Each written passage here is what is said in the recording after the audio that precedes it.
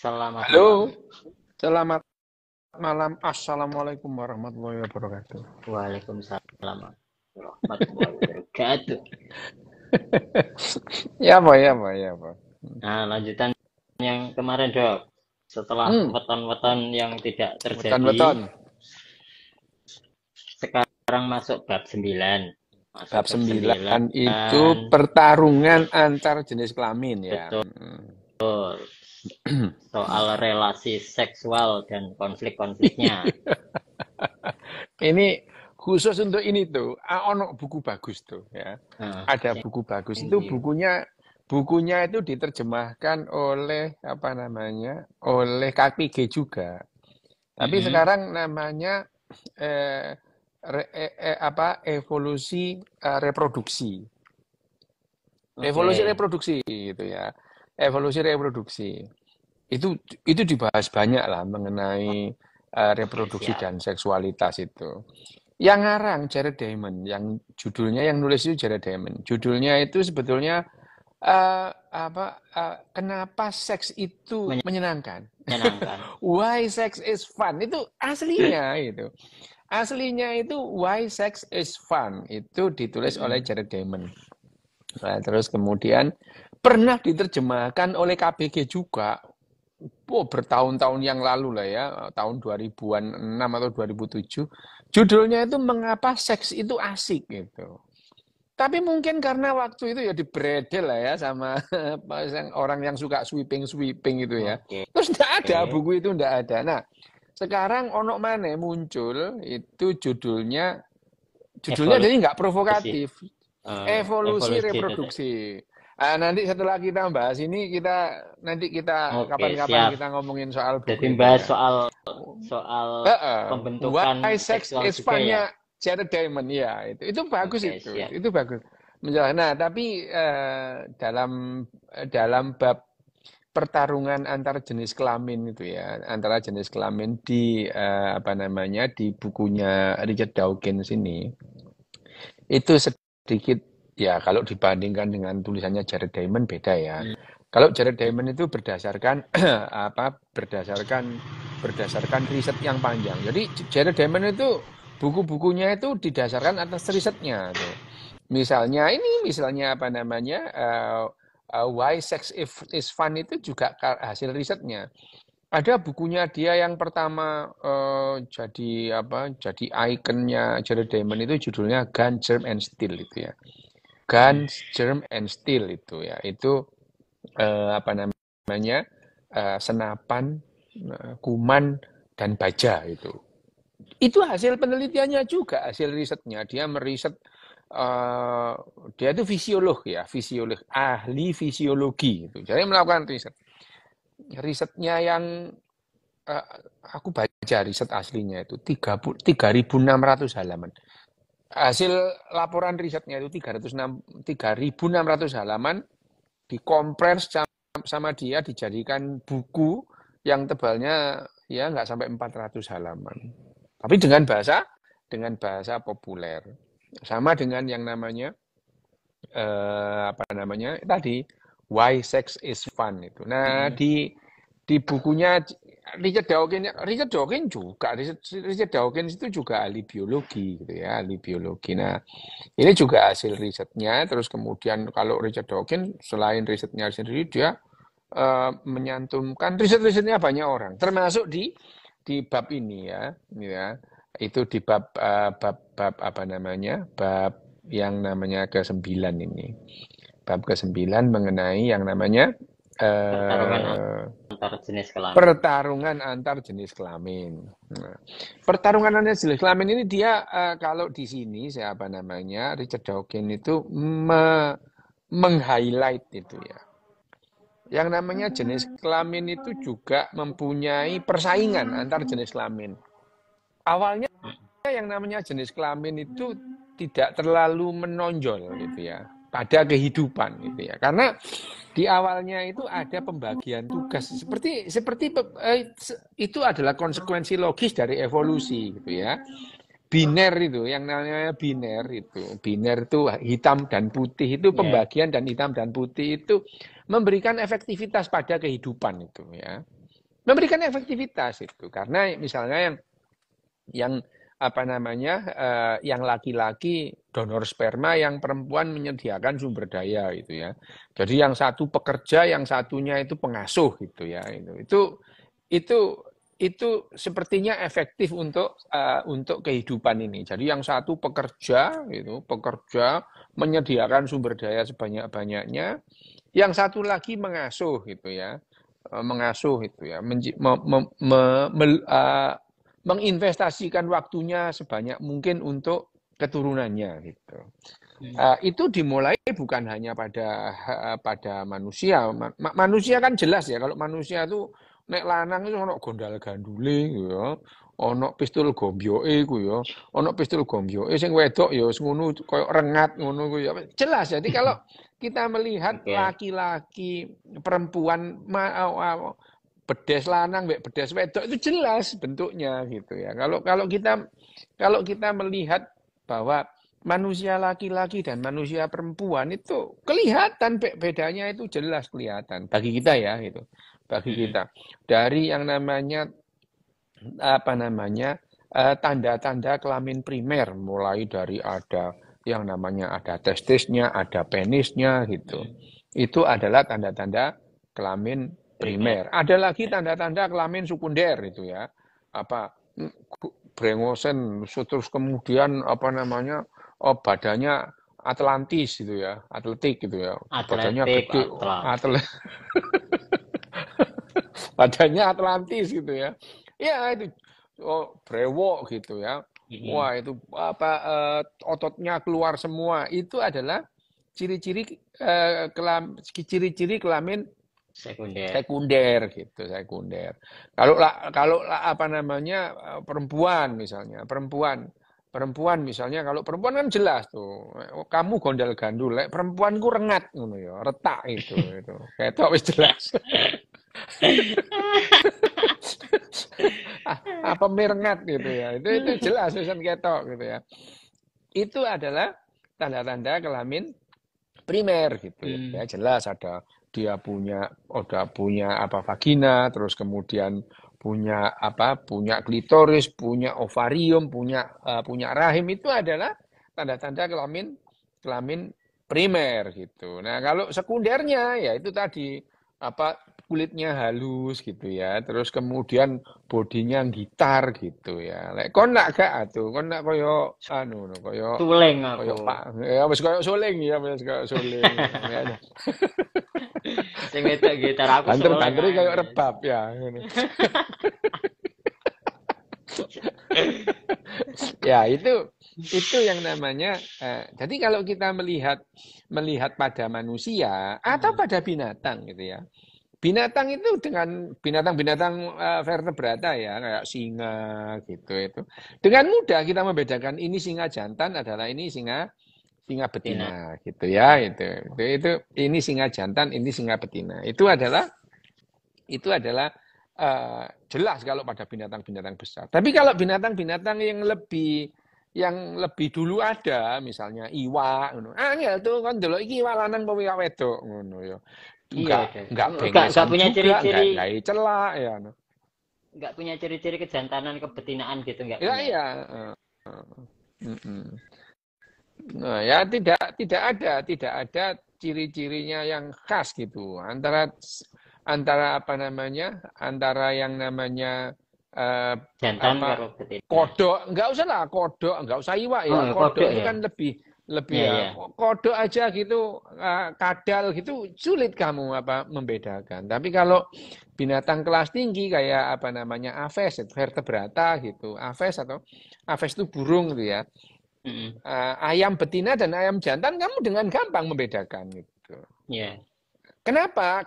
Karena mereka ada secara evolusi ada belakangan dan memberikan ciri-ciri yang lebih kompleks gitu. Jadi karena yang namanya ikan ada duluan ketimbang kodok gitu ya, maka kodok lebih kompleks dari ikan gitu ya.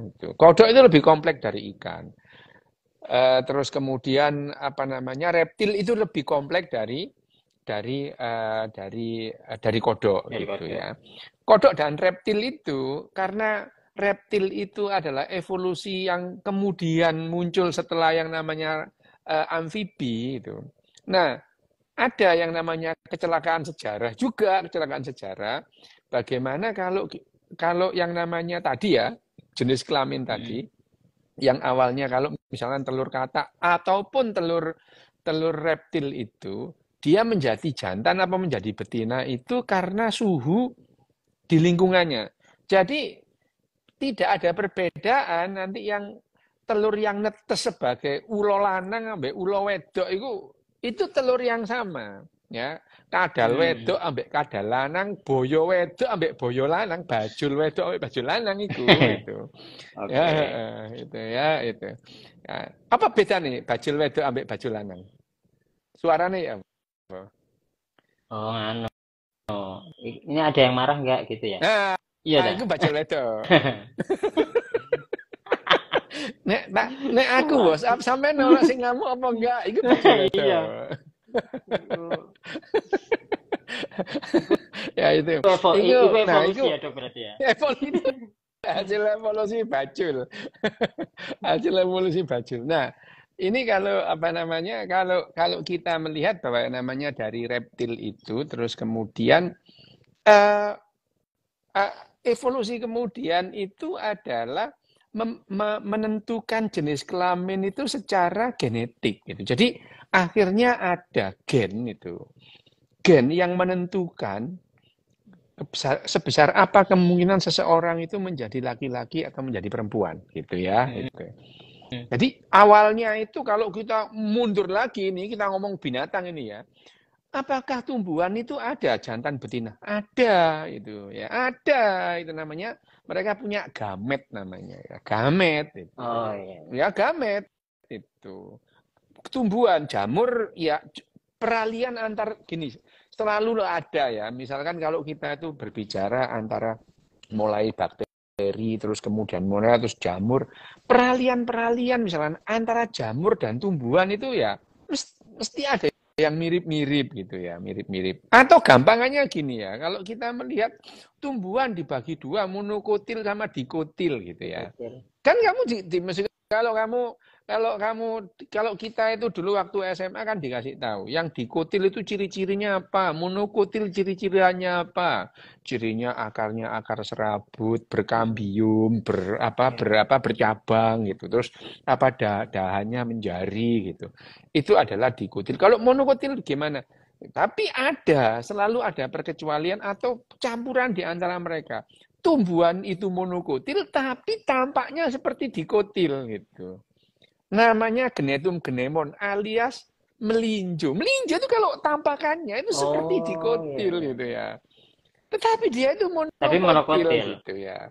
Monokotil gitu. Nah, sama dengan peralihan antara yang namanya dari kodok dari amfibi ke reptil, antara reptil ke binatang-binatang mamalia gitu juga ada itu ya. Jadi yang namanya yang namanya evolusi itu meninggalkan jejak-jejaknya meskipun kita secara taksonomi jelas nih. Secara taksonomi itu jelas ini spesies ini, tapi selalu ada antara spesies satu dengan spesies yang lain itu. Misalnya antara antara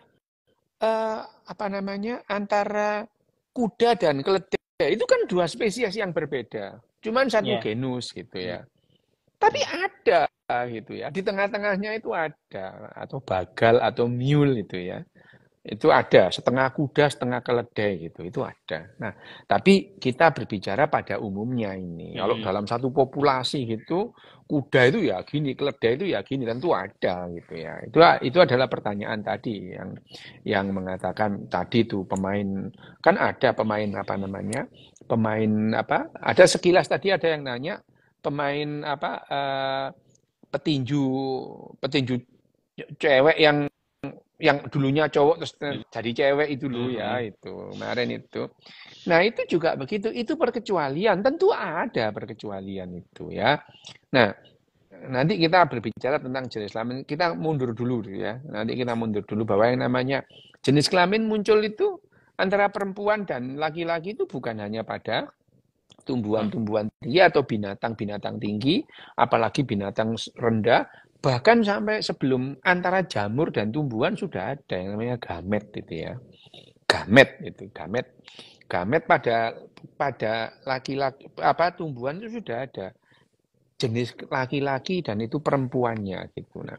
Nah, pada umumnya soal ukuran perempuan itu lebih gede gitu ya. Pada umumnya, jadi gametnya pada tumbuhan itu, gametnya perempuan sama gametnya laki-laki itu lebih gede perempuan. Sampai pada manusia itu sel telurnya dibandingkan dengan sperma itu selisih besarnya itu ribuan kali gitu ya.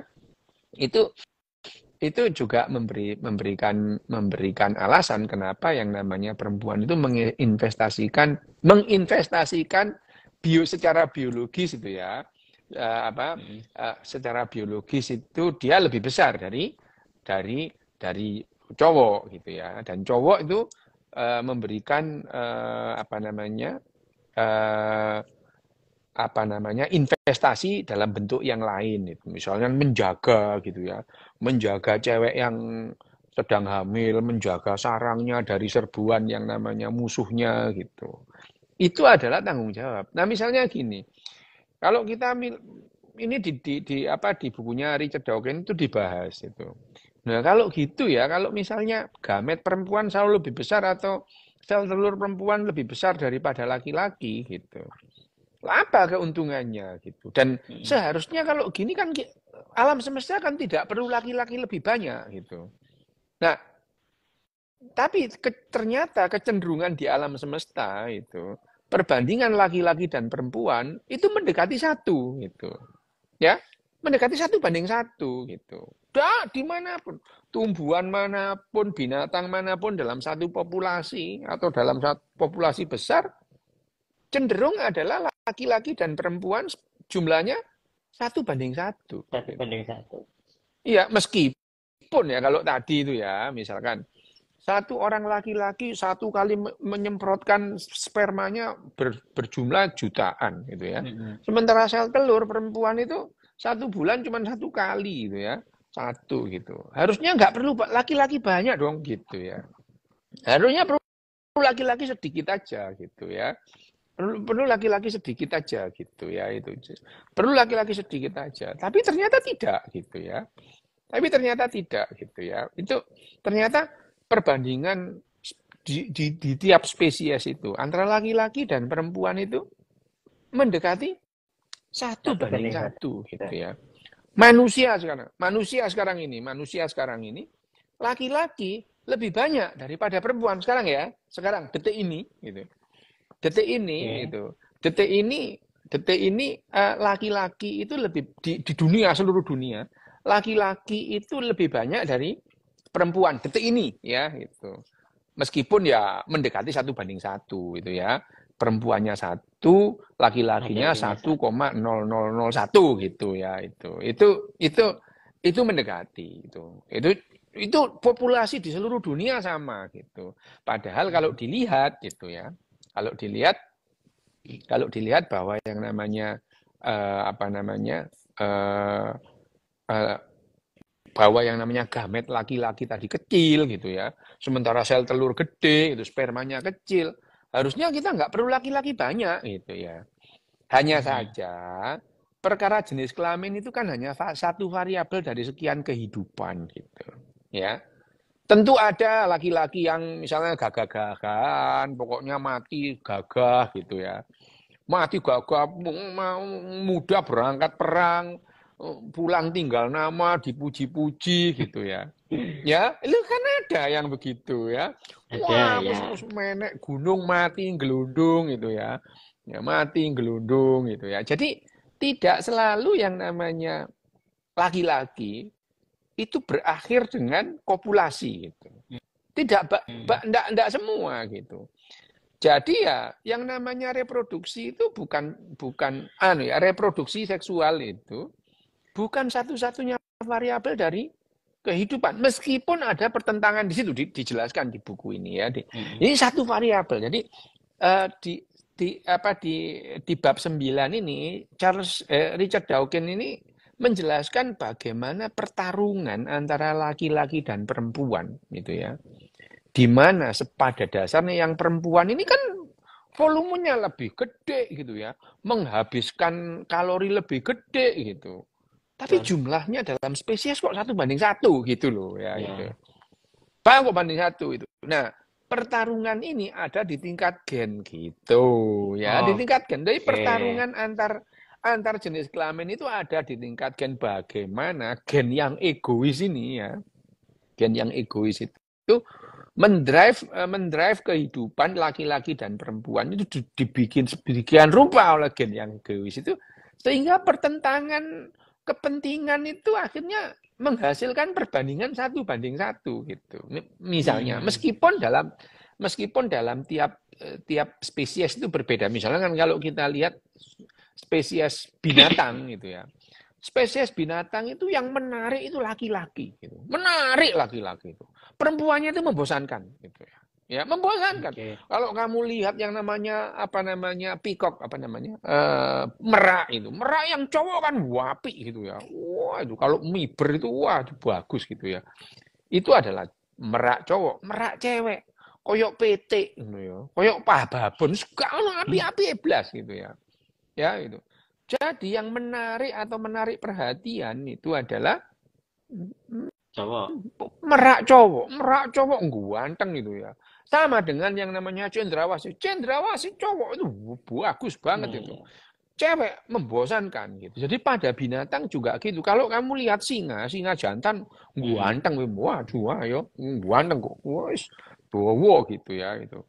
Wah, tapi begitu singa wedok gondol elek ya. Terus membosankan gitu ya. Membosankan gitu ya. Jadi itu yang itu juga didrive oleh gen gitu. Nah, manusia ini perkecualian ini. Manusia itu juga termasuk yang namanya manusia ini pada akhirnya membentuk yang namanya penyimpangan ya, perkecualian, tidak pada umumnya gitu. Karena sampai yang namanya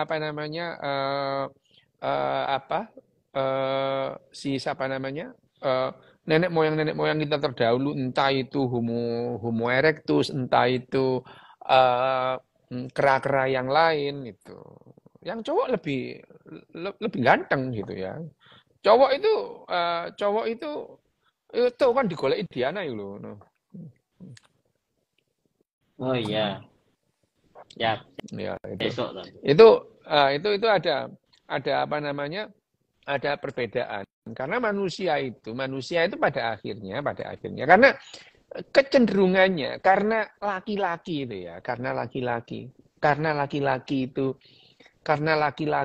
itu mempunyai kesempatan berkopulasi lebih banyak, sehingga konsekuensi yang logis kalau laki-laki itu mempunyai pasangan seksual lebih banyak. Konsekuensi logis ya gitu. Yeah. Karena begitu misalkan harimau betina itu terus kemudian mengandung, dia tidak aktif secara seksual ya. Ya, tidak aktif. Misalnya kalau misalnya betina harimau betina satu siklus menstruasinya dia itu katakan 1 bulan gitu.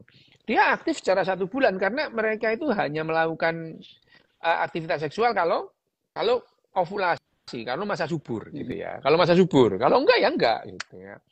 Jadi pada saat harimau itu hamil sekian bulan itu, harimau apapun lah ya, dia tidak akan melakukan aktivitas seksual gitu. Nah, cowok-cowoknya kan tetap melakukan aktivitas seksual pada perempuan-perempuan lain yang mengalami etrus gitu. Masa subur ya.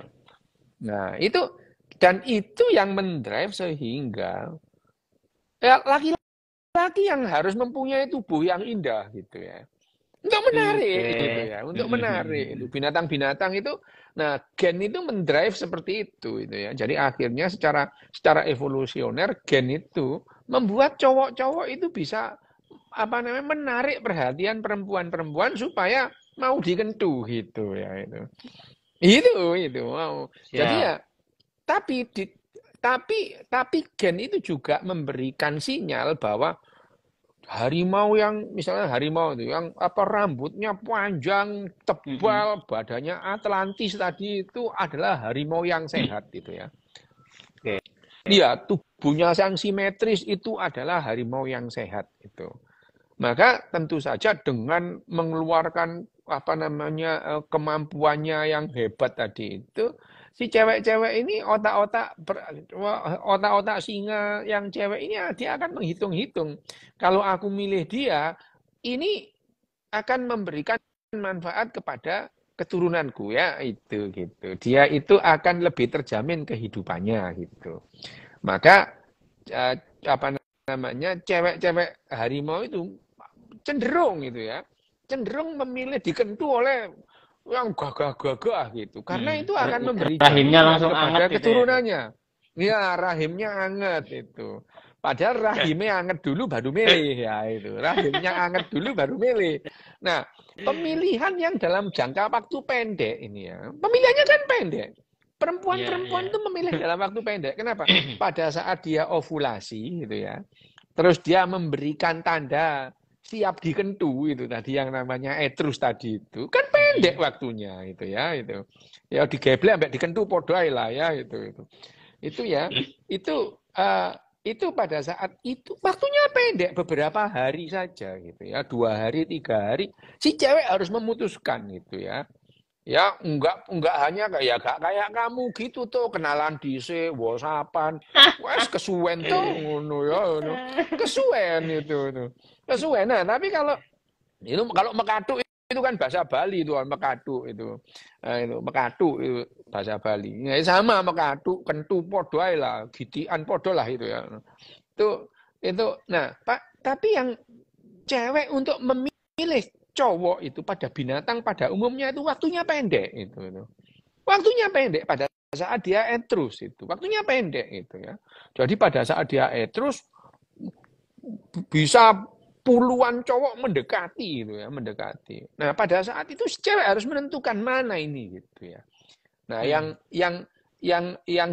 dipilih itu adalah tanda-tanda yang menentukan bahwa cowok ini lebih sehat itu ya. Ya. Nah, cowok lebih sehat itu badannya Atlantis tadi gitu ya. Simetris kanan dan kiri gitu. Simetris menunjukkan perot ngono gak ono sing milih to, perot ngono gak Miring ono kan. sing milih ya.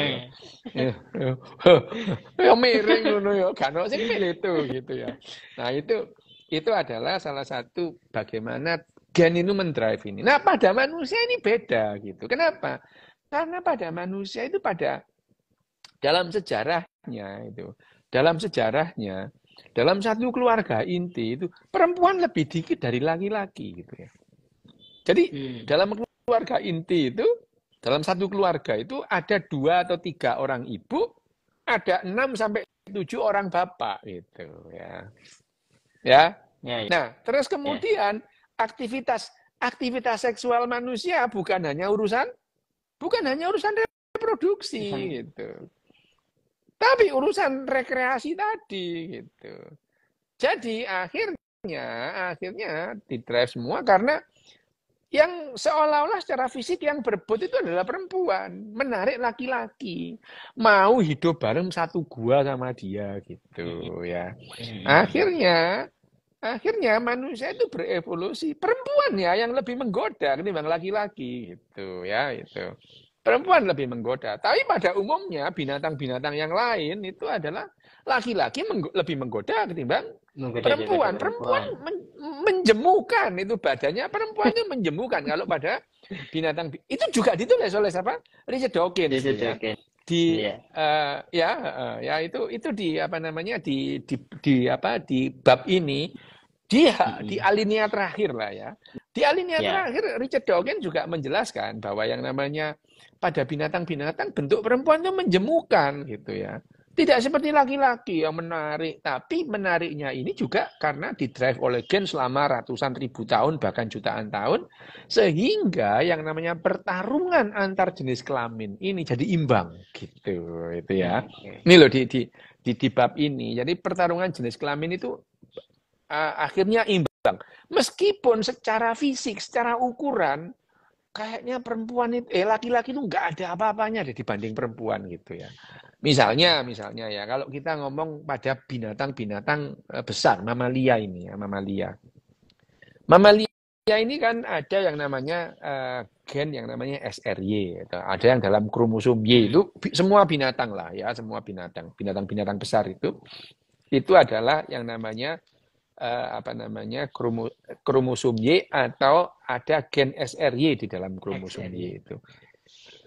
SRY itu ya, Sera Romeo Yankee itu. Gen SRY ini yang mendrive semua mamalia itu semua mamalia yang pada awalnya setelah terjadi perkentuan itu ya, terjadi perkentuan terus kemudian terjadi yang namanya konsepsi itu ya, konsepsi di mana konsepsi itu bertemunya atau masuknya sperma ke dalam sel telur itu membuai gitu ya, itu membuai itu ya. Nah itu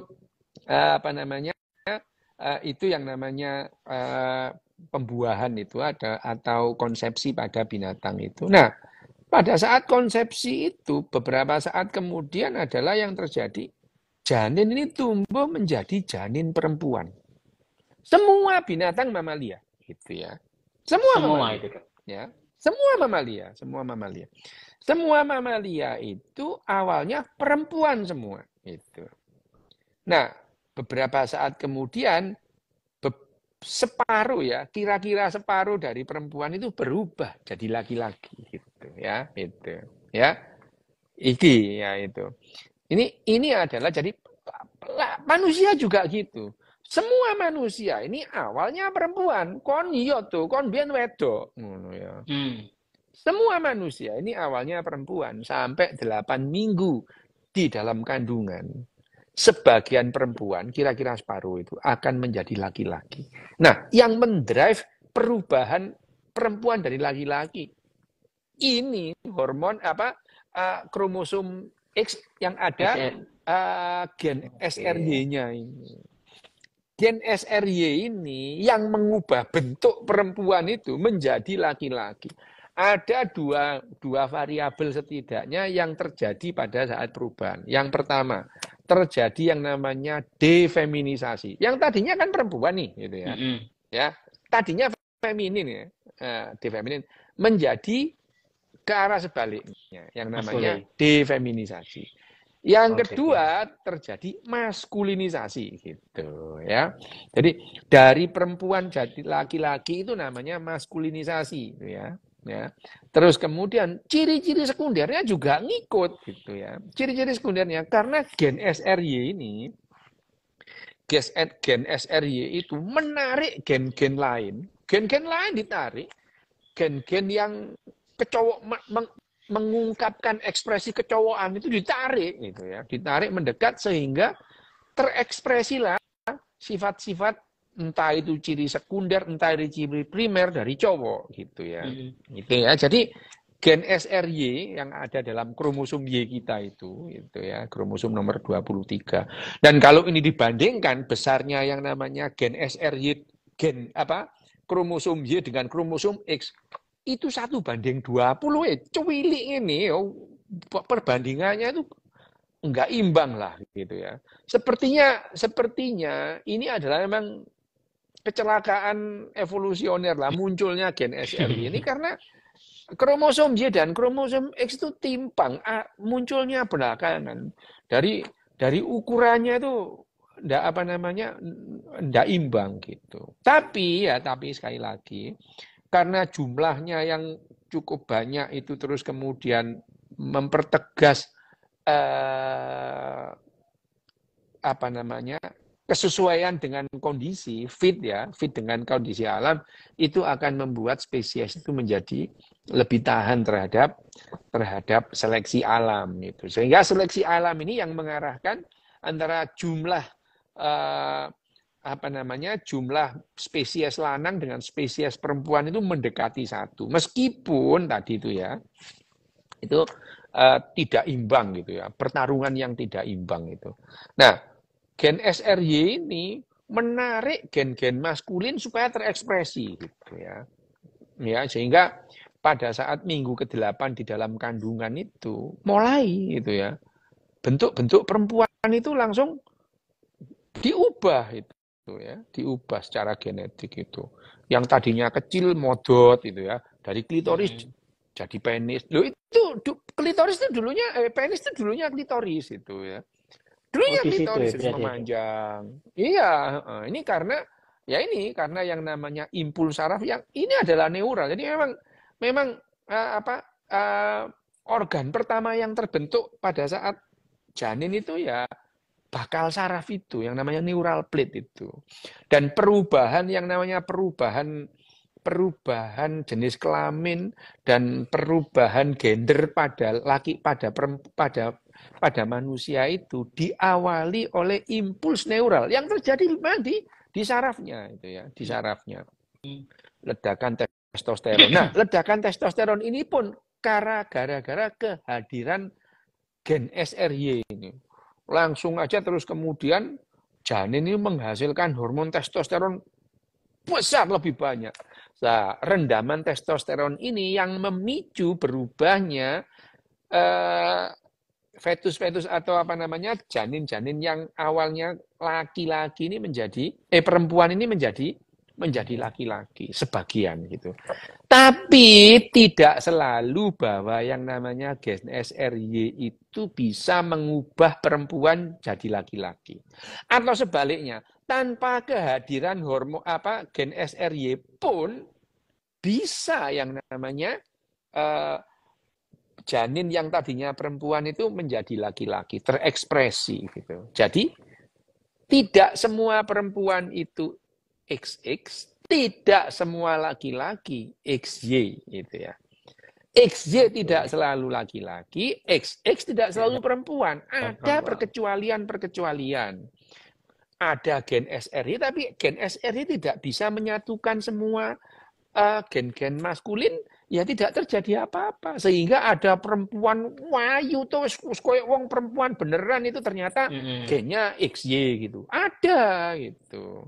Ada gitu. Jadi dan ada juga yang XY tapi laki-laki gitu ya. Laki-laki tuh gondal gandule lengkap lah ya mesti so. Itu loh, tapi kok apa namanya kromosomnya itu XX gitu ya. Jadi ini bukannya tidak mungkin terjadi di alam, kemungkinannya itu ada karena yang namanya perubahan dari perempuan ke laki-laki yang dimulai pada minggu ke-8 usia kehamilan manusia itu terjadi dua hal, maskulinisasi dan defeminisasi yang pada umumnya dipicu oleh gen SRY. Tetapi ada kalanya gen SRY itu tidak efektif atau tidak sama sekali sehingga XX tapi XY tetap perempuan gitu. Ada kalanya juga ada yang XY tapi berubah jadi laki-laki gitu. Nah, proses defeminisasi dan maskulinisasi itu juga random, tidak 100% tidak sepenuhnya sama. Sehingga banyak kita melihat yang bentuknya itu cowok bener ya, brengosen ya, gondal gandule lengkap. Tapi apa namanya tindak tanduknya itu feminin gitu. Banyak itu ya. Ya kita tidak jarang melihat begitu. Brengosen gue tapi yo enggak apa itu adalah variasi dari kehidupan gitu ya. Dan yang namanya orientasi seksual itu juga tidak satu paket meskipun banjirnya testosteron pada saat minggu ke-8 pada usia janin itu sebagai agen utama untuk menentukan orientasi seksual di otaknya gitu ya. Orientasi seksual di otaknya. Nah, karena terjadi yang namanya defeminisasi dan maskulinisasi itu, ya pada dasarnya manusia itu bisa mengarahkan orientasi seksualnya kemana saja. Dan pada akhirnya manusia ini mengarahkan orientasi seksual bukan hanya ke laki-laki itu ke perempuan, ke apa saja gitu ya. Ke dus lah ya itu. Loh bisa itu ke jembatan. Loh ada loh tuh orang yang horny lihat jembatan itu ada. Ada yang sampai menikah dengan jembatan juga ada gitu ya. Jadi Oke. ini adalah penjelasannya dan karena tadi itu dari perempuan ke laki-laki terjadi ada yang namanya tadi maskulinisasi dan feminisasi yang tidak seragam. Makanya tuh kamu itu kita ini lebih banyak melihat cowok yang ke cewek-cewekan ketimbang cewek yang Cewek ke ke cowok-cowokan cowok-cowokan. itu. Ya, ya, ya. Ya, karena pada dasarnya semua tadi itu perempuan terus menjadi laki-laki gitu. Proses dari perempuan ke laki-laki itu adalah maskulinisasi dan feminisasi. Ya, prosesnya itu tidak seragam gitu ya. Tidak seragam sehingga ada yang ya tadi cowok tapi ke cewek-cewekan. Ini lebih ini yang menjelaskan kenapa manusia itu lebih banyak cowok yang ke cewek-cewekan ketimbang cewek yang ke cowok-cowokan. Karena cewek yang ke cowok-cowokan itu dia terjadinya spontan dan sangat jarang. X itu menjadi laki-laki itu jarang gitu ya. Ya, jadi ya yang namanya cowok yang ke cewek-cewekan itu adalah cowok yang ingin kembali ke fitrahnya itu. Siap. Fitrahnya kan gitu ya. Nah, ini pertarungan antar jenis kelamin itu nanti kita bahas tuh. Itu ada bukunya sendiri. Itu Ya, bagus. Nanti kita apa nanti namanya bahas bahas itu ya. ngobrol tentang Evolusi tadi itu. reproduksi ya. Why ada itu. KPG sudah udah lama itu. Kira-kira sebelum pandemi itu aku pernah lihat di Gramedia. Itu judulnya, oh ini kok judulnya diganti. Judulnya itu apa namanya? Evolusi reproduksi gitu ya. Evolusi Dulu reproduksi. tahun 2006, 2007 lah ya, itu aku beli itu bukunya. Kok ada ya buku begini itu. Mengapa seks itu asik Menyenangkan. gitu ya. Asik, judulnya itu Oh, asik gitu. asik. Kenapa seks itu asik gitu. Kan kalau aku sudah baca buku yang asli yang ditulis oleh Jared Diamond, Why Sex is Fun itu ya, Hmm, Itu oke, nanti ya. Nah, ya. ini kira-kira bab 9 tadi itu ya kurang lebihnya begitulah. Bagaimana yang namanya pertarungan antar apa namanya jenis kelamin tadi itu antar jenis kelamin itu terjadi di tingkat seluler gitu ya. Di tingkat gen, di tingkat genom, di tingkat blueprintnya itu. Bagaimana kok sampai demikian tidak imbangnya antara laki-laki dan perempuan itu, tapi pada akhirnya kok jumlah spesies jumlah laki-laki dan perempuan dalam spesies yang sama itu perbandingannya mendekati satu. Itu adalah yang terjadi di alam semesta. Jadi alam semesta sampai kapanpun itu ya 1:1. Nggak mungkin lah 1:4. Oh, itu bohong aja. Nggak ada itu. Apalagi 1:50. Tambah ngarang mana itu ya. Nah, saya pertanyaanku gini, Dok. Kan tadi itu kan di Apa? tingkat gen ya itu tadi ya. Mm-mm.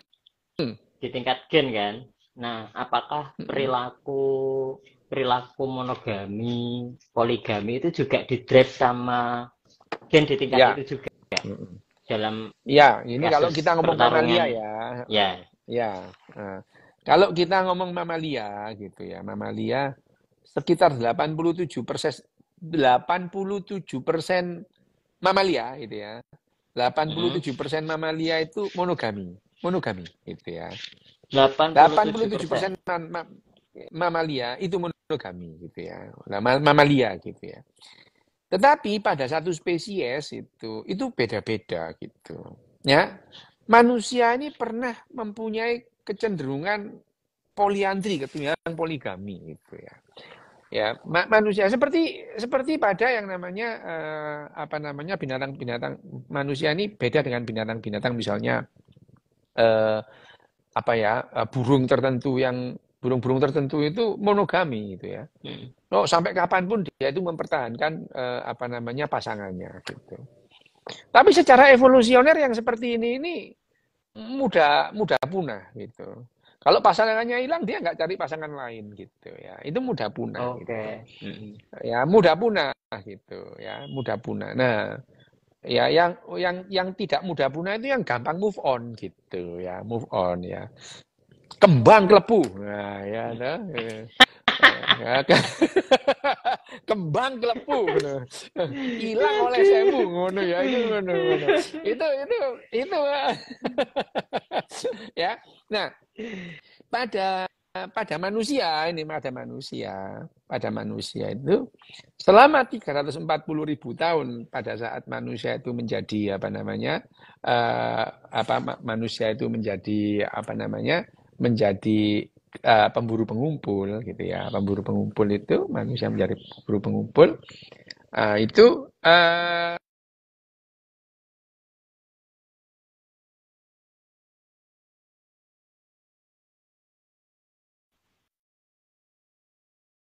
6 laki-laki gitu ya. Poliandri gitu. Jadi budaya poliandri itu yang membuat manusia perempuan itu jadi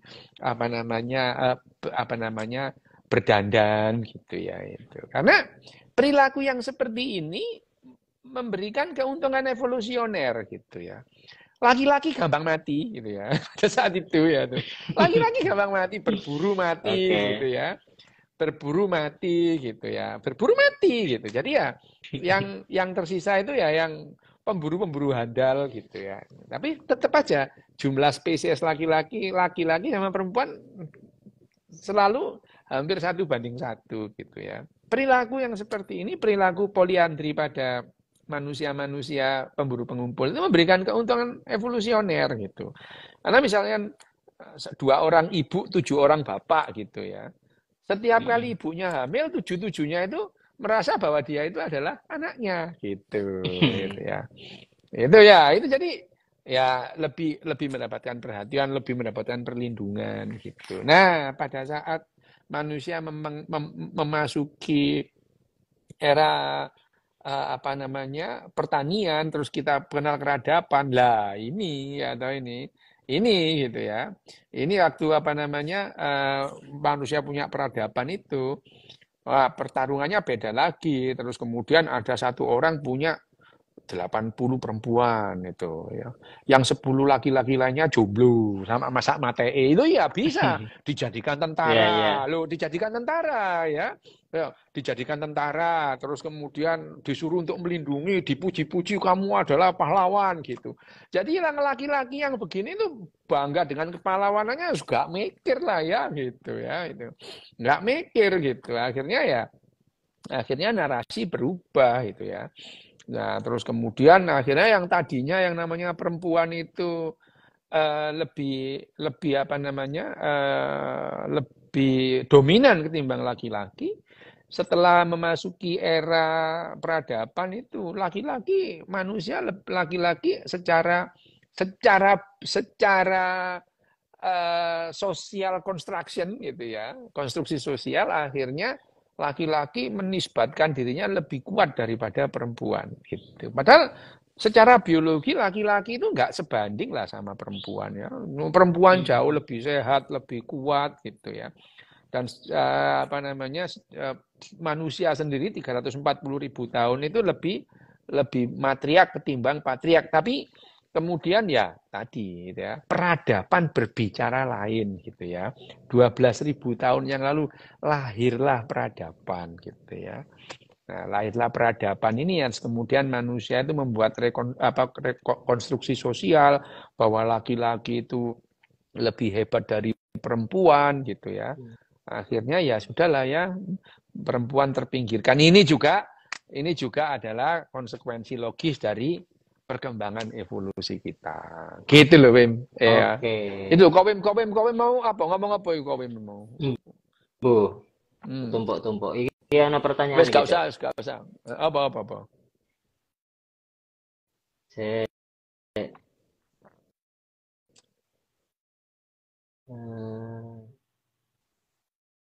Pertanyaannya delokok ya arek-arek ini. Kalau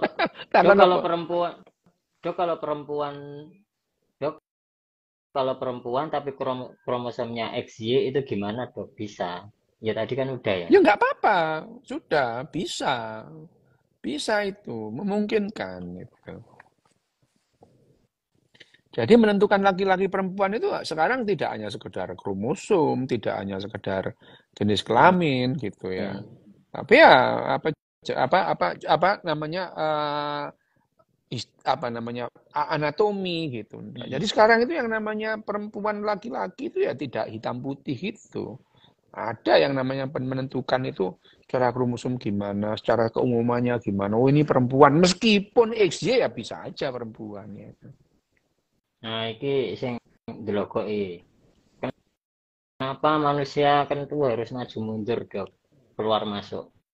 Enggak sekali masuk langsung ejakulasi. Cari sop, akeh sing sekali masuk keluar kono Ah akeh, gak iya, percaya plekcur kono. iku enak. Iya kan, Dok? Namanya peltu, pokoknya nempel metu iku ono itu. Gak sempat maju Plekcur mundur nemplek. iku. Ono itu. Ora sempet Jare abrat rek sapa? iku rek. Iku dulen arek iki duline kurang aja.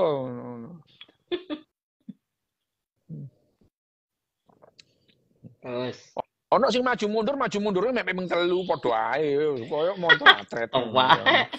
Ono iku ono maju mundur tapi mek pengin maju mundur buyar. Ono sing ngono iku juga ada gitu ya. Maju mundur sampai 2 kali, ada gitu. Anake sapa to iki ya apa ya apa? Ya tanya aku takon gak karu-karuan itu.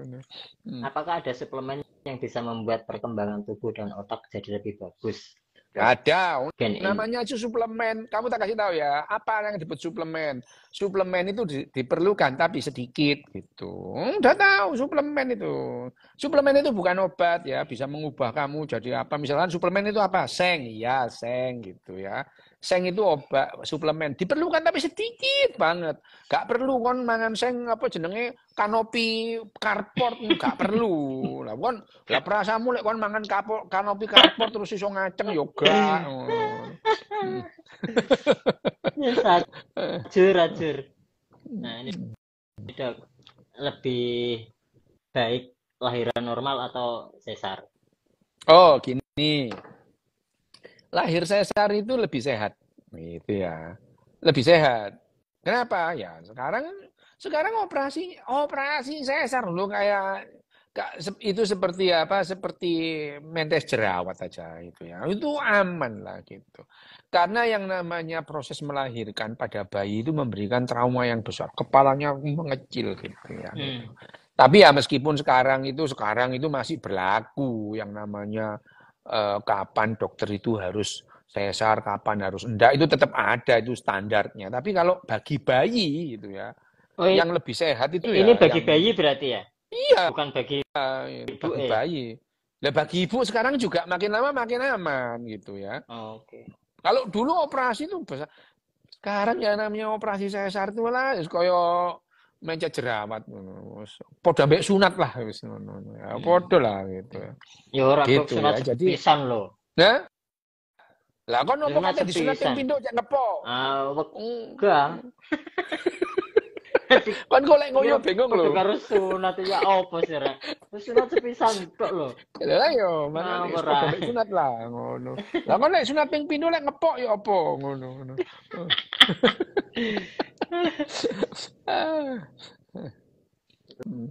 terus nah ini Dok, kemalasan itu apa benar coping mechanism? Gimana penjelasannya? Iya, yang namanya coping mechanism itu kan istilah psikologi gitu ya, coping mechanism gitu ya. Padahal sakjane yo gak ono ngarang-ngarang ae ngono ya. Coping mechanism itu kan membuat kita lebih nyaman. Itu coping mechanism atau mengurangi kecemasan, itu coping mechanism gitu, mengurangi stres. Padahal ya sekali lagi stres itu adalah senjata kita untuk melanjutkan kehidupan itu ya itu. Jadi ya yang namanya coping mechanism itu adalah mencari kita cara yang lebih membuat kita lebih nyaman gitu ya. Apapun lah itu. Itu istilah psikologi lah itu ya, coping mekanisme itu. Tapi secara biologi mekanisme itu tidak ada gitu ya. Secara apa namanya? Mekanisme tertentu yang coping mekanisme secara biologi itu tidak ada. Hanya hasil akhir itu ya. Macam-macam lah ya coping mekanisme itu. Ya berdoa itu adalah salah satu bentuk coping mechanism gitu ya. Iya, iya, iya. Ya bayangin aja itu kamu nggak belajar, pengen lulus berdoa. Itu kan supaya kamu berangkat ujian dengan tenang padahal tetep aja gak entos. Ya. Iya, Lah orang mbok pikir belajar. lah wah, apa ono sinau, gak sinau ndonga ngene lho apa perasamu iso nggarap matematika yo gak iso gitu ya. Gitu loh ya coping Itu mechanism. bosku. Hmm. Terus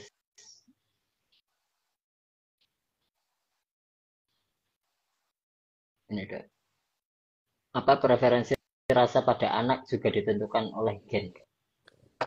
Apa preferensi oh iya ada gen-gen tertentu tapi sekali lagi gennya itu kan yang menentukan itu kan tidak tunggal variabelnya banyak gitu apa bisa iya ada gen-gen yang apa variabelnya ada tapi misalkan ada nggak gen preferensi seksual gak ada gitu itu adalah hasil akhir dari kerja banyak gen gitu ya kalau tanya gen homoseksual ada nggak ono tapi Gen preferensi atau homoseksual. iya mau gen homoseksual nggak ada tetapi karena banyak gen itu menghasilkan perilaku homoseksual Oh itu iya iya, gitu loh gitu.